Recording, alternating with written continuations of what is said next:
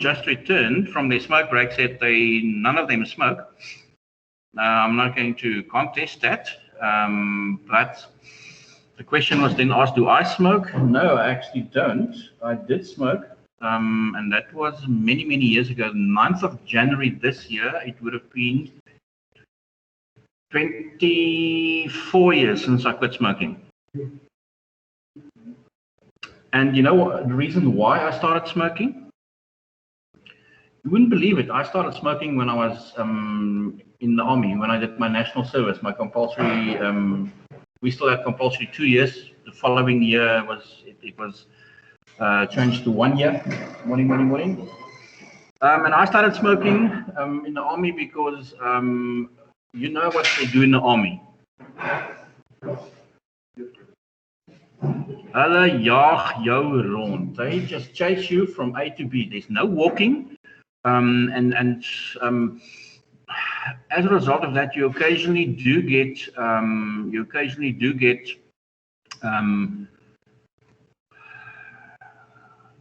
now why doesn't want to give me the full screen, but anyway, more options. I don't want any of those options. I want the option to be able to, let me rather close that, just for the sake of it. I started smoking in the army because every now and again they say smoke break, and then everybody that smokes rush off and they take their break, and I thought, okay, right, so we can break as well. We didn't break. Those who didn't smoke didn't get a break.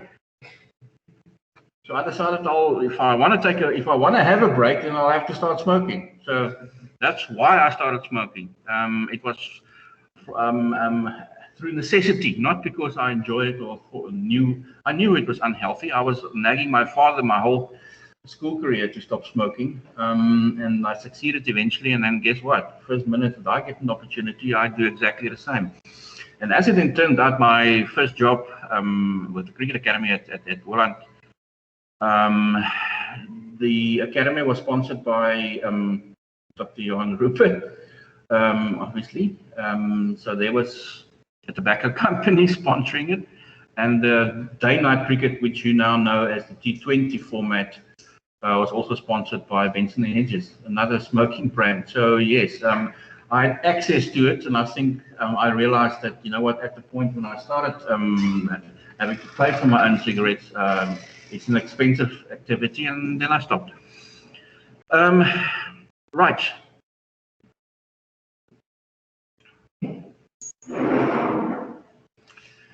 Learning outcomes of this chapter. Can anybody see the screen? You all good?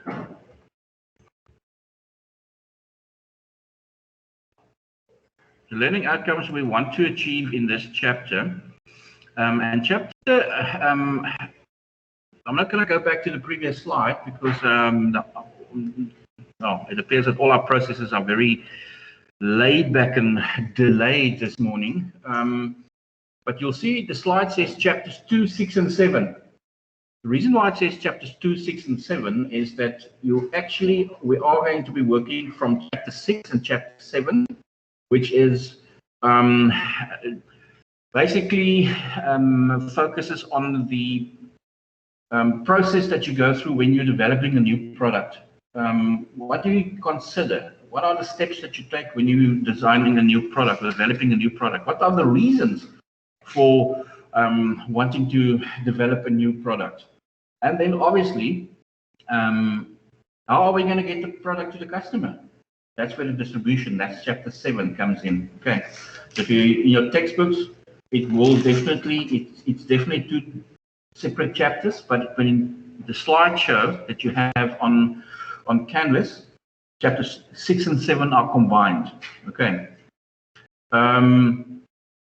The reason is they are very linked to each other, almost inseparable from each other, and also because, and I've also added chapter 2 as part of it, because a lot of the work that we've done, or some of the work that we'll cover in chapter 6 and 7, refer back to what we have done in chapter 2 already, when we looked at the external environment and internal environment in which businesses operate. Right.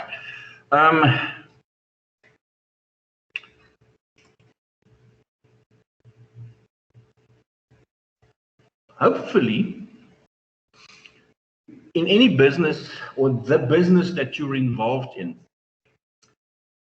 your product, and that's what most businesses attempt to do, is to offer a product to the consumers that are of a better quality than that of their competitors. That's where the competitive advantage comes in. If you offer it better than your competitors, customers are going to support you and they're going to buy from you and not from your competitor. There's another reason they might do it is because you're cheaper. Okay, so your competitive advantage refers to exactly that.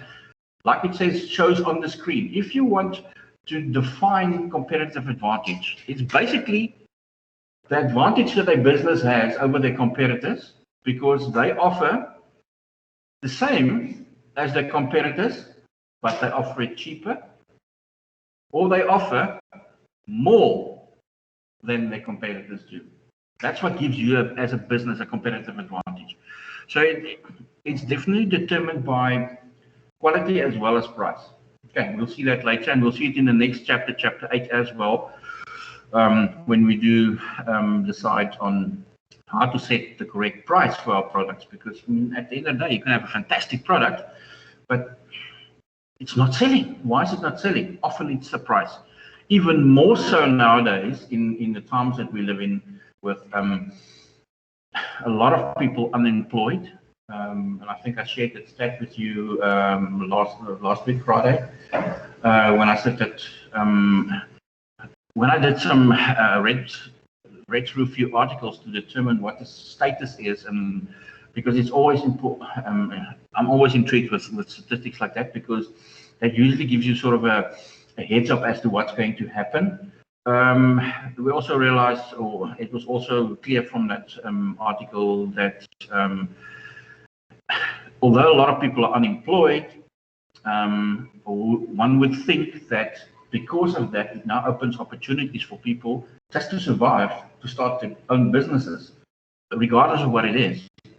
And the fact that South Africa, out of the 190 countries that was part of a survey, came up 87th as to how easy it is to start a business. So the process of starting a business can take up to 40 days in South Africa if you want to start and register in a business. Whereas the country who are number one, as we saw last week, is New Zealand, actually. And New Zealand takes you 1 day to register a business.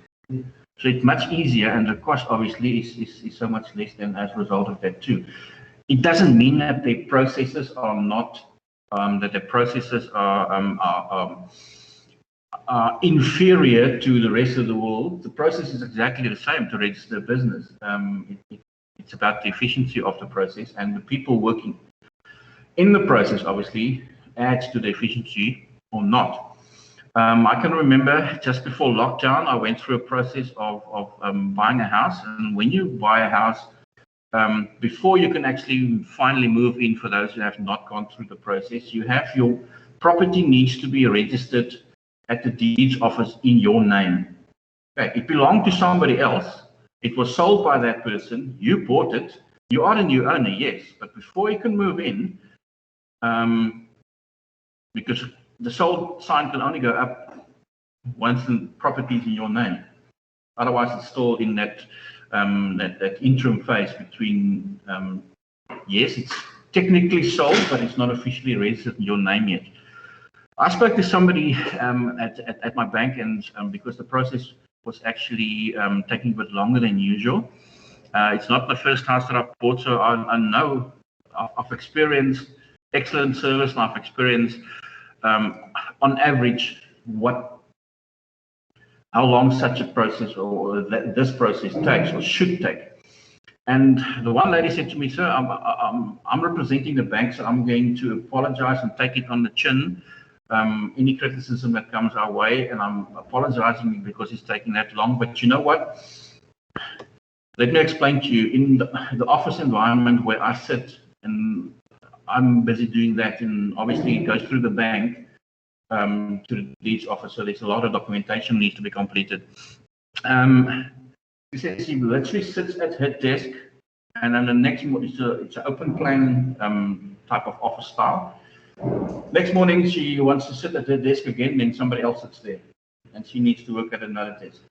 So there's almost as if there are more than one person working on a particular client's documentation, and then obviously something can be misplaced, for lack of a better word. Okay, so the processes contribute towards the competitive advantage that you can, or how efficiently you implement the processes, can add or can provide you a competitive advantage. It's not just the product, although this particular chapter deals specifically with the product or the service that you're offering the customers. The process in how the delivery happens, which is basically why I'm discussing it with you now, is dealt with in chapter 7, which is the distribution. How effectively do we get this wonderful product to the customer, or process it takes to get to the customer. In essence, though, however, if we summarize what we have on our screens, your competitive advantage is what makes your business thrive and grow. If you can do it better than your competitors, it will give you that advantage, which would either be because you are doing something better than they are, your processes are more efficient, your product has extra benefits that the other customer or the other products don't have, or you're offering exactly the same as your competitors, but you're offering it a bit cheaper. Okay, it usually happens over time. We'll see in chapter 8 when we do pricing. We'll see that the more experienced you become in doing things, the longer you're in business, you know where you can actually reduce some of your costs, and then as a result of that, you can offer the same product as your competitors, but slightly cheaper. Right.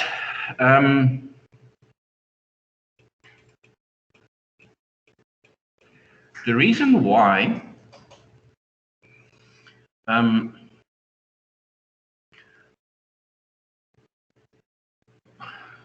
let's look at competitors, and I think this is what we have touched on previously in previous chapters, briefly. I think in chapter 2. But what determines how efficiently or how much of a competitive advantage you can have in a market would be the number of sellers. Obviously, if you're the only one, it goes right down to the bottom where we look at the different market structures. That will be a monopoly. If you're the only one, and that's why we have problems with our electricity supply in South Africa, because that is a classic example of one business and one business only providing the service. If there's only one if there's only one business selling a particular product, you have complete monopoly. You can determine the price, and you basically have the consumer, leave the consumer with no option or no choice. Your parents would probably know, because most of you stay with your parents still, and you're not paying electricity bills and stuff like that. But people for the last number of years, at least the last 6 years that I can remember, on average, there's annually an increase in the cost of electricity. And it's on average above 25%, between 25 and 35% annually for the last 6 years. Now that's a lot.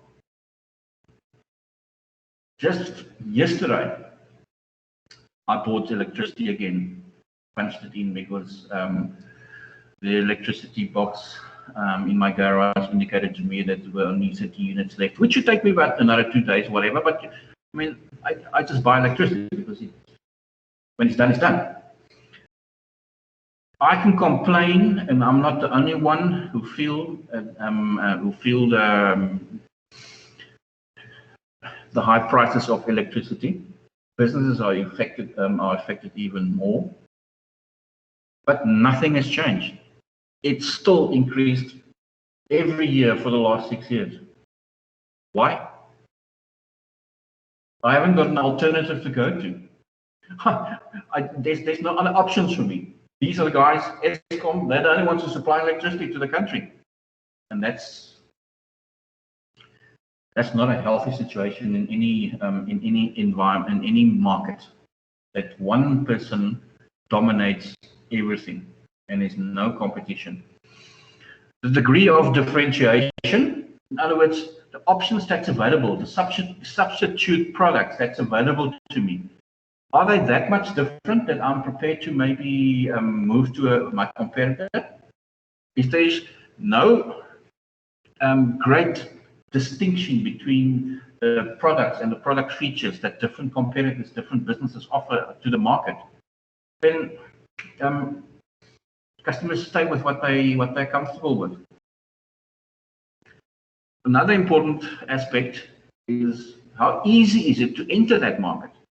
If everybody could enter a particular market, because, oh, you know what, that's quite a nice idea, but I've got another idea. I'm looking at my USN pink water bottle because no other colors were available, and my sons are definitely not going to take this to school or to campus, so I ended up with a pink one. But if something like this, if I want to manufacture, I want to enter this market as well.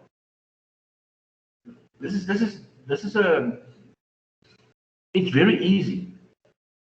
It's very easy to enter a market and start manufacturing plastic water bottles. So the easier it is to enter, the more options there obviously is available to the customer. And I mean, how much different is the next design of a plastic water bottle going to be than the ones that's there out already? Can I make a round water bottle? No, because if you put a bottle down on a desk, it's going to roll all over the place. So the design, you can't really change too much on the design. So there's no real distinct differences in the features that a product offers, and therefore I'm not really going to have a competitive advantage because it's so easy for somebody just to come in and say, listen, you know what, I've got a couple of bucks and whatever, and it sounded like a good idea, and I'll enter that market as well. Another factor that is also plays an important role is that of the exit barriers. A classic example was a number of years ago. Remember General Motors? General Motors were in South Africa prior to our international economic sanctions as a result of our politics in the 70s and the 80s. General Motors were in South Africa, and then they pulled out.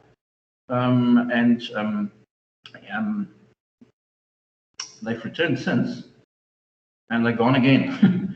The fact of the matter is, similar example to General Motors is SAA, for instance. It's very clear, and everybody knows, it's almost common knowledge, that South African Airways owes a lot of money. Okay? A lot of money. But the question is always asked, why are we then still investing? Why are we saving them all the time? Why are we bailing them out all the time? Well, with all the debt that they have at the moment, if they pull out, who's going to pay for that debt? It's exactly what happened to General Motors. They had quite a number of millions that they owed in debt, so they couldn't just pull out and leave because somebody will have to pay for that debt. So the exit barriers of you just packing things up when it doesn't work out and leaving as a competitor in a particular market, if that is difficult to do, then obviously you will consider, or you'll take longer to consider to maybe enter that particular market in the first place. Okay, so you're not really bringing anything new as a competitor to that market. So your competitive advantage, obviously, is not great, and therefore you want to leave the market, but the exit barriers make it difficult for you. Let's look at the 4 different structures. We've already had a look at monopoly. We know that there's one nothing else. They set the price, they determine, and it doesn't matter what the customer thinks actually, or how much they complain. No, it's too expensive. Okay, right. So what's your alternative? Now, fortunately in South Africa, we've reached that point where there were a few people who said, no. This has gone on for way too long. We have to get alternatives.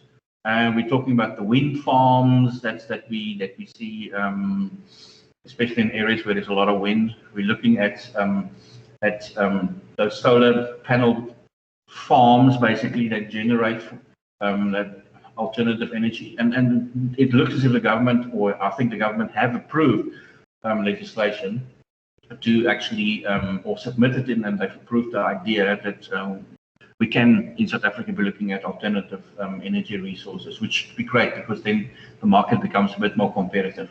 And it puts less strain on Eskom. So Eskom can switch off some of the generators to do the maintenance that they should do, or that's required to be done, because there's enough alternative options supplying energy to the grid. When you have a perfect competition on the other hand is where there's a lot of suppliers in the market. In other words, like farmers, wheat farmers, for instance. There are many farmers farming with wheat. Okay, again, it depends obviously on climate. Okay, you're not gonna. There are certain areas you're definitely not going to find too many wheat farmers in KZN, for instance. I mean, it's way too wet. Okay, but there are a lot of suppliers, and there's also a lot of buyers. So there's a perfect competition. If you don't want to take I mean, currently the situation is, and I think I read on the weekend in an article as well, that Rooibos, the tea brand in South Africa, very typical, proudly South African brand. They are struggling at the moment because their production cost per kilogram of Rooibos is 35 Rand. The market at the moment is only offering 20.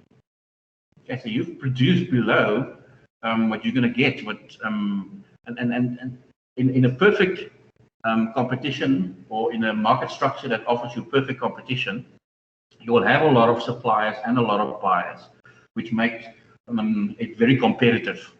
Okay, the margins obviously of each of those, because there are so many suppliers in the market, is going to be smaller. In other words, your profit margins are going to be smaller because there are a lot of others to select from. And then you also have what we call oligopoly. Oligopoly is where there are few suppliers in the market who make up the majority of the market share. Let's say, for instance, we'll take the mobile market in South Africa. Between Vodacom, MTN, and Cell C, they take up 91% of the mobile market.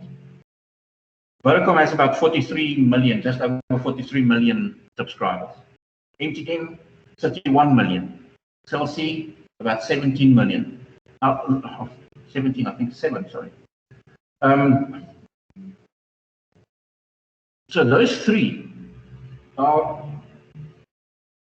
responsible for supplying the majority, in this case 90% plus, of the products and services to the market. Okay, and that's an example of an oligopoly. And then you have your monopolistic competition. There's a lot of suppliers, but not one of them really dominate the market. Okay, for instance, hairdressers. There's a lot of hairdressers, and they offer the similar type of products. I mean, how different is one hairdresser from the other? Restaurants. How different is one restaurant from the other? Maybe the one has a play area for kids, the other one hasn't. Both have and must have, because the law requires it, areas for smokers and non-smokers.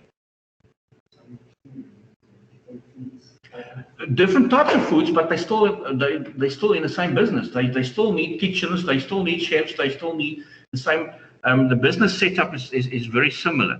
Okay, so there is not really a monopoly by a particular supplier, and none of them really have a distinct advantage that above their competitors.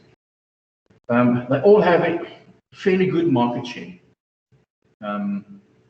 but there's not too many distinctive differences between in those particular industries that I've hotels are exactly the same.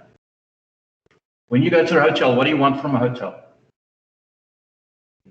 You need a bed, TV, Wi-Fi, aircon, maybe ensuite. You wouldn't really like it if there's a communal bathroom. You'd prefer sort of your own bathroom as well. Okay, those are the sort of anything beyond that is actually a waste. I shopped around when my first visit to New York City, and I was very, very lucky. I got a 3-star hotel. I mean, that was my first time to America. So 3-star, yeah, I know what you can get from a 3-star hotel in South Africa, but I wasn't sure. And I mean, you're on the internet. You're taking a chance. When I got there, it was rather decent. It was extremely well located. For me, that was the most important criteria when I selected the place, because I wanted to be in Manhattan, because I don't want to spend all my money while I'm there on traveling and catching cabs and undergrounds and or subways, as they call it there. I want to be within walking distance of all the places that I have on my wish list to go to and see. I was so fortunate. It was 1 block away, and the block is literally not even 300 meters from the Empire State Building, and that's rather central. And about 15 minutes walk from Times Square. So it was. You know what? I was looking for the best located, cheapest possible option. What did I do? What did I need in my hotel room? A bed and a bathroom. Because I was not there. I was out and about the whole day. And when I'm tired, I want to get to my room in the evening. I want to shower, take a bath, and go to bed. Okay. Television is there, but I mean, it's completely different for those who what we are used to, as opposed to what they offer there. It's like, yeah, not everybody has cable, so it's yeah. And I didn't go to New York to watch TV. That I could do at home as well. Okay, and after a 23-hour flight with your little monitor right in front of you, you can catch up on everything and the movies and whatever. So I mean, that wasn't the reason why I went there. I wanted the bed and I wanted the bathroom. That's as simple as it is. So there are certain basic elements that needs to be there. And when we look at the monopolistic competitive business structure or market structure, that's what they offer. They offer in a particular industry very similar elements, and there's no real difference between them. Maybe this one includes breakfast, but you know what? Yeah, it's not a. I would not go to another place because this one didn't offer breakfast. Because you walk out of your hotel and you look right and left and you see 15 different options. Anyway, so the market therefore offers good competition because there are not too many differences and lots of choices. Okay, right. Any questions from anybody at this stage on this wonderful Monday morning, which in Cape Town is going to reach 31 degrees by lunchtime, and then it's going to be 18 tomorrow and raining apparently. So how do we stay healthy in conditions like this? I don't know. Anyway.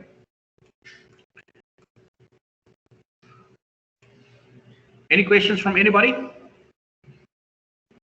Everybody in Gauteng still kicking? Are we kicking, eh? We're kicking. Yes, I was looking forward to some kicking yesterday, but then unfortunately Man United and Liverpool didn't play because the supporters invaded the pitch because they were still very unhappy about the owners of the club wanting to join the Super League. I have to be honest with you, that hasn't happened for quite some time. I was actually, it was interesting to see. Anyway, but sadly, no sport as a result of that and no kicking. But I'm glad that everybody online is still alive and kicking.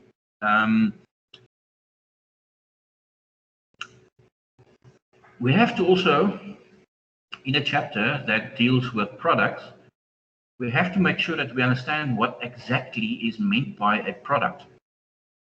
What would you say is a product? What are the criteria that qualify something as a product? This pink USN water bottle is a product. Why is it a product? Take any item, any example, any product, the cell phone, my cell phone, my iPhone, whatever, 7 or 8, I'm not sure. My cell phone is a product. Why is it a product? What qualifies it to be a product? It's screen, sellable. Excuse me? It's sellable.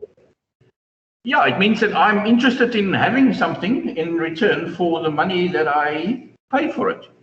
Okay, so a product, as the definition on the screen indicates to you as well, is something that's usually tangible. Okay, which means, what does tangibility mean? Yes, you can use your senses. You can touch it, you can feel it, you can smell it, you can taste it, depending on what type of product. I'm not going to eat my phone, but I'm definitely going to drink the water in my water bottle. So we'll get to the different characteristics of what makes a product and a service different, and tangibility is one of them. In other words, most products are tangible. We can touch it, we can feel it, we can, through our senses, we can access it. And it must be something that is of value to me once I've bought it. In other words, I'm exchanging my money for the product that I'm getting. Why do I buy it? My motivation is to satisfy a need that I have. Okay, why do you buy a car? So you can park it in the garage, or in front of your house, so everybody can see, oh, he's got a nice car, nice wheels. Not driving it. You buy a car because you want to go from A to B. You want to be independent. Okay, you don't want to rely on the train services or the buses or the taxis, or you want to go whenever you want to go, wherever you want to go. Okay. Budget permitted, obviously, with the prices of petrol at the moment. You probably going to end up with the car in the garage most of the time anyway. A product, something that is valuable to you, but that you are prepared to exchange for something that's valuable to somebody else. That's how business started many years ago. I have cows, but I needed sheep. Okay, how many sheep are you going to give me for my cow? What do you want for my cow or your cow? Okay, so they started exchanging products, and then obviously the monetary system was developed where a particular form of exchange, money, was used.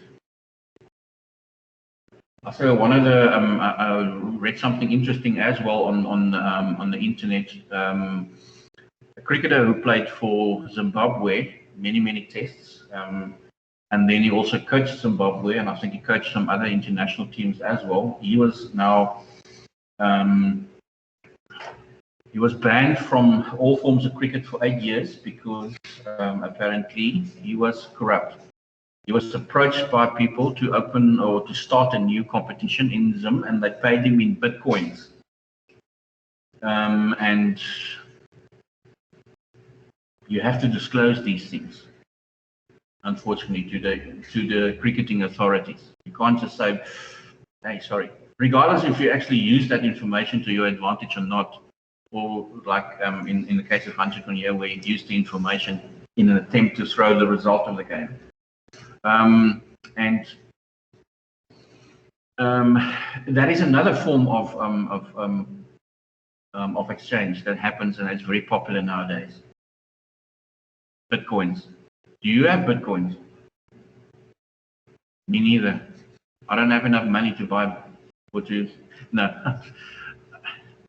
Anybody online dealing with Bitcoins? Apparently not. Right.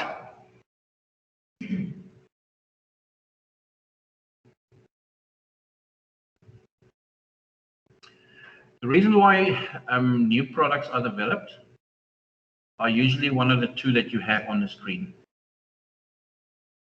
The product that we have is outdated. We need to modify it. We want to upgrade it. We want to add a few features. If it's the iPhone 10, customers would complain about what they don't like about the phone, and Apple add it to the next version. Okay, that's just how things happen. Many years ago, people were, first time that there was a vehicle on offer, you were just happy if it had an engine, 4 wheels, a steering wheel, and some seats. Okay, and obviously a windscreen. Okay, you don't want the bugs in your face. But it has evolved to the point where now what was additional features that owners or buyers of cars paid for is now included as standard features. What would you like in a vehicle? A radio. Interestingly enough, CDs gone forever. Who would have thought that CDs would have disappeared? But that vinyl is back. It's amazing. I thought many years ago, oh, these old vinyls of me, I can just, it's in a box somewhere. I've chucked all my CDs. Where do you play the CD nowadays? No vehicles no cars have CD players. That's why music have gone. Boom. I spoke to a friend of mine who's a singer, and they had to go to music and collect all their CDs because they're not selling it. Nobody's selling it. They're out of business. They've closed. But 2 days ago, my son and his mother took a whole day of shopping in Cape Town for vinyls because he's in vinyl. So finally, he's listening to all my music that I listened to in the 80s. And it was just amazing how things change, because there's upgrades, products are modified, or a new product, a gap is seen in the market, and there's no product offered in that gap that's in the market. So we develop a new product to satisfy that particular need.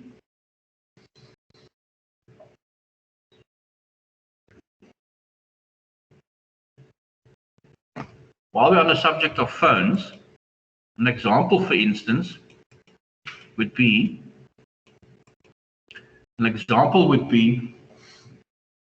cell phones initially, when cell phones came out.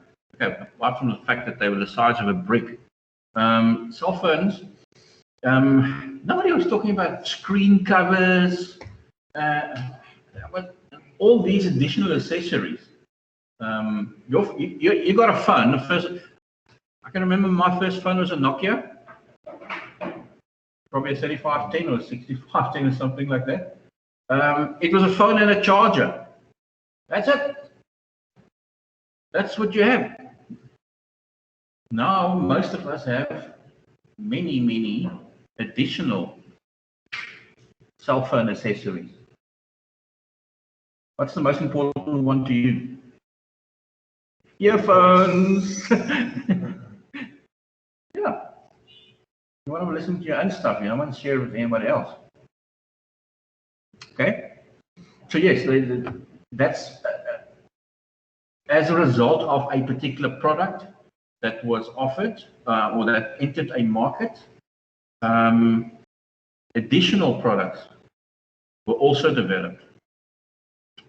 Right. Now, can you still remember from school? You had Porter's Fire Forces, but you also had Kotler. Can you remember him? No, doesn't ring a bell at all. Anyway.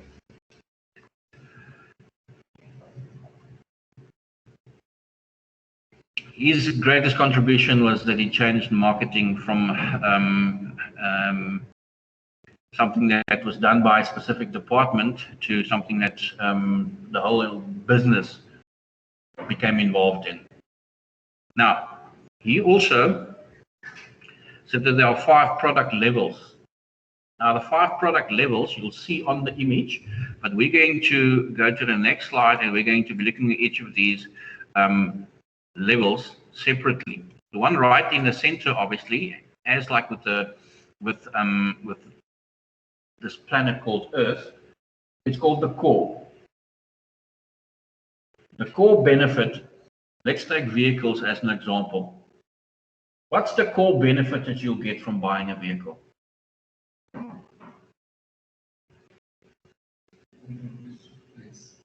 You'll be able to travel, yes, from A to B.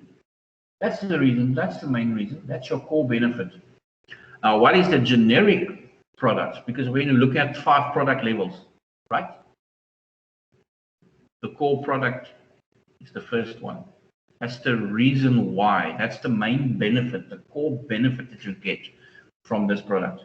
Your generic product is that, this is it. This water bottle would not be generic if it hasn't got a bottom, because then water won't stay inside. Okay, what is required for this product to function?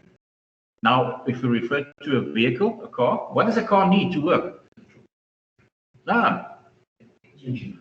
If it's engine, yes. Because if you have petrol but you have an engine, then it's not going to work. Okay. There's a few things that the basics that's required for a particular product to function. If it's a cell phone, what's the basics that's required for it to function?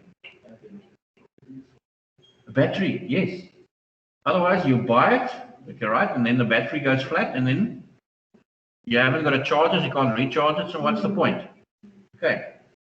Imagine that was, you buy phones, there's no charges. So when your battery runs, you have to buy another phone. There's a gap in the market, isn't there? No, it's not. It's never going to work. Right. People can have 5, 6, 7, 8 phones. The generic product, which is the second product level, refers to what is essential for that product to function. In other words, to do what it's supposed to do. Okay. What's our next level? What's our third level? That's our expected level. When you buy a car, nowadays, you expect it to have electric windows. You expect it to have aircon. I can remember my first vehicle. I said to my dad, surely, I mean, I know that you are signing surety, but just add, it was 500 Rand. I can remember. It was 500 Rand to have an aircon installed in my vehicle because it wasn't basic. Nowadays, people, I mean, if the car doesn't have an aircon, you won't be interested in it. Imagine somebody comes designs a new vehicle and it gives you the basics like it was 30 years ago. Would people buy it? No, because they have become used to the features that comes with a particular. In other words, they expect it to be part of that vehicle or part of that product. I expect this phone to have a camera. I expect it to have a good battery life. Okay. Fourth level is the augmented level. Now, what does that mean? That's where the extra features comes in. That is the bonuses that differentiates the one product from the other. The bonus of this particular case, if you look at vehicles, is service plans, warranties. Okay, that's almost become standard nowadays as well. It's almost nowadays become an expected part of the product, but it's not, because it's still a choice. It's still a choice. The warranty, yes, nobody will buy a car without a warranty. But service plans, Definitely extra. Definitely a bonus. Okay. What would be an augmented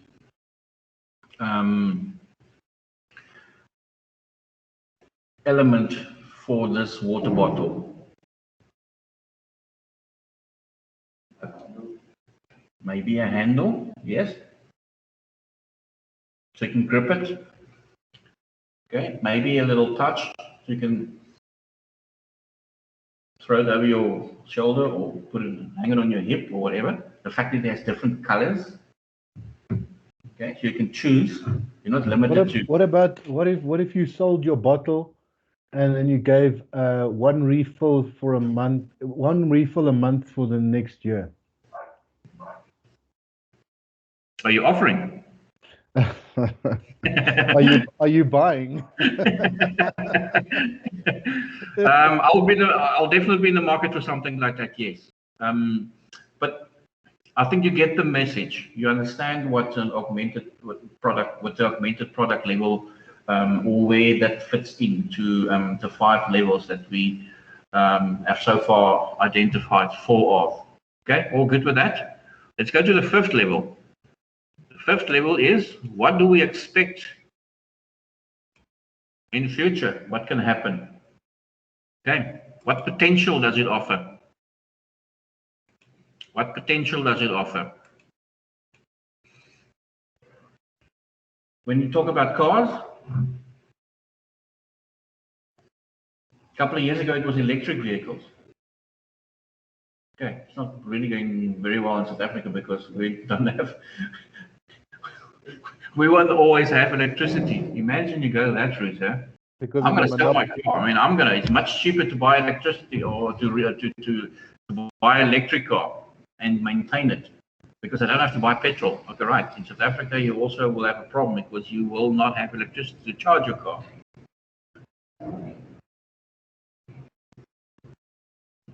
Elon Musk is talking about flying cars. Remember? What's that old movie, Michael J. Fox movie? Back to the Future. Those flying cars that they had. Okay. That was looking into the future. Do you think it's the fact that we see it in movies means that somebody's definitely already been busy designing it and experimenting with it? Driverless cars? What's the point of having a car if there's no driver? I mean, it means that you can relax. You can relax. Would you relax if you are driving and if if you're not the driver in the vehicle? How good are you as passengers? I hated to be a passenger in a vehicle. I promise you, I hate it. Maybe it's because, maybe it's delayed reaction to a car accident I had many, many years ago, where I was a passenger in the front seat, and the 2 passengers at the back actually they were killed because they weren't wearing their safety belts, and me and the driver were. But still, I'm almost more anxious if I'm in the passenger seat as when I'm actually driving myself. Okay, so I wouldn't really be in the market for driverless cars. What do you guys think? It's weird, eh? I'd still take that above a driverless Uber. Imagine what that can take you. The 5 levels again. Can you remember? Bit much on a Monday morning. What are the 5 levels? The 5 product levels. Kotler's 5 product levels. Anybody? Huh? No, we just did it. We did it in the last 5 minutes. How can you not remember? What's the first one? Core benefit. The core benefit product, yes, level. Then the next one. Generic, expected, augmented, and a potential product, I think. Yep. Okay, all good with that? Oh, I'm so glad you're not writing on your test next week on chapter 6. Anyway, no worry. Don't worry about it. Right.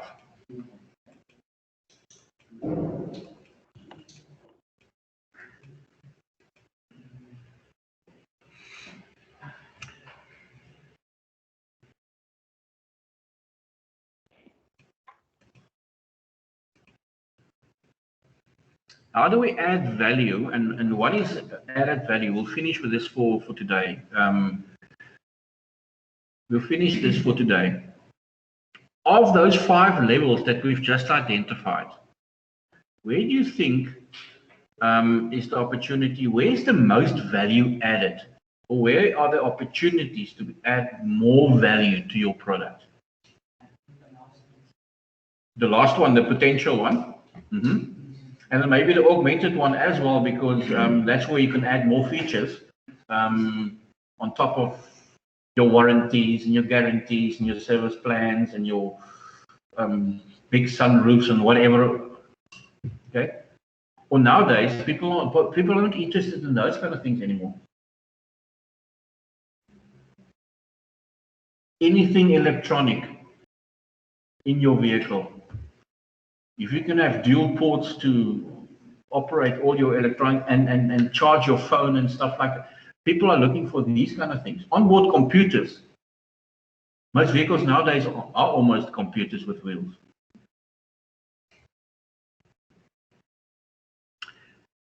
The 2 levels where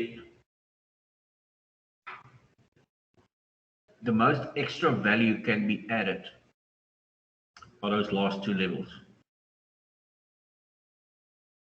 The potential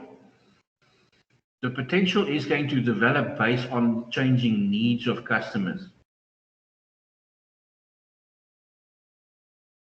The augmented level adds more and more and more and more features, up to the point where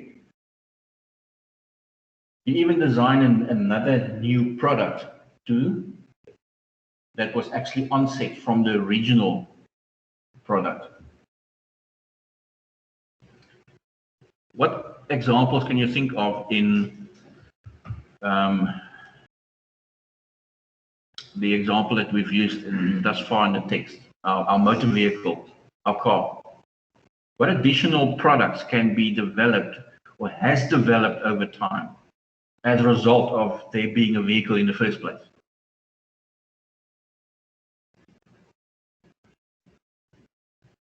Anybody?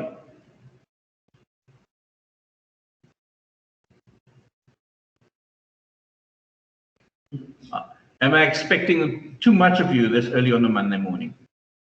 Or this, not just a Monday morning, any morning? What about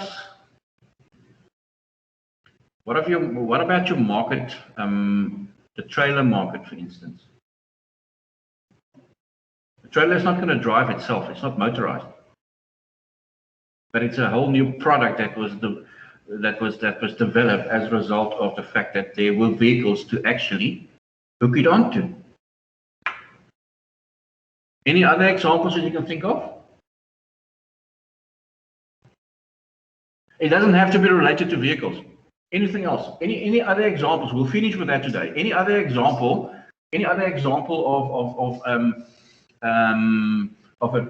a product that eventually resulted in complementary products that was also developed? Any examples? Anybody? Woo! Nothing. Seriously? Anybody online? Gotta be joking. I'm gonna give it. Well, if you don't tell me now, I'll ask you to provide me with examples on Wednesday.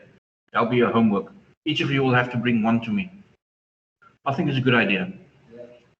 I think it's a good idea because we've run out of ideas, and you've run out of enthusiasm here on a Monday.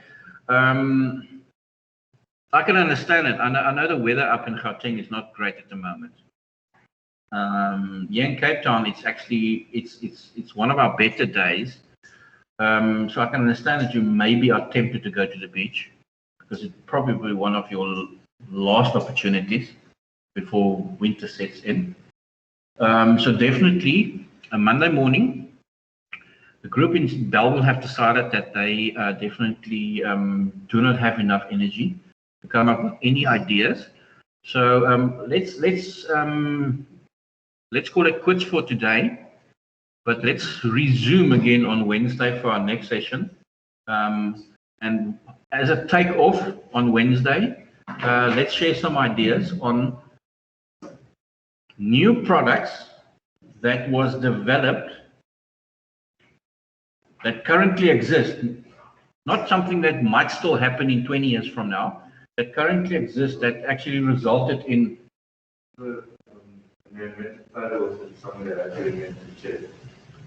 Oh, we've got a question here. We've got an example here. You know the chicken and the egg, which one comes first?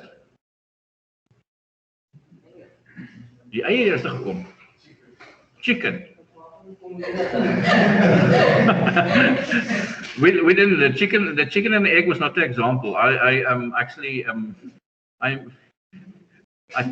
took it one step further. The question was here. The desk. Somebody designed a desk and then they needed a chair. Now, which one came first, the chair or the desk? Are you sure? How do you know? Go find out for me. Go find out. That'll be interesting to know. Does anybody know? Did somebody design a chair and said, okay, right, that's quite good, but where do I sit? I can't put my computer on my lap because that was before laptops. So where do I put it? I need to design something that is in front of me so I can put it on top. Or do you think the desk was designed first, and then later on somebody says, I can't stand, I need to sit behind this desk, otherwise I can't use it properly. Think about it. Okay. Be creative.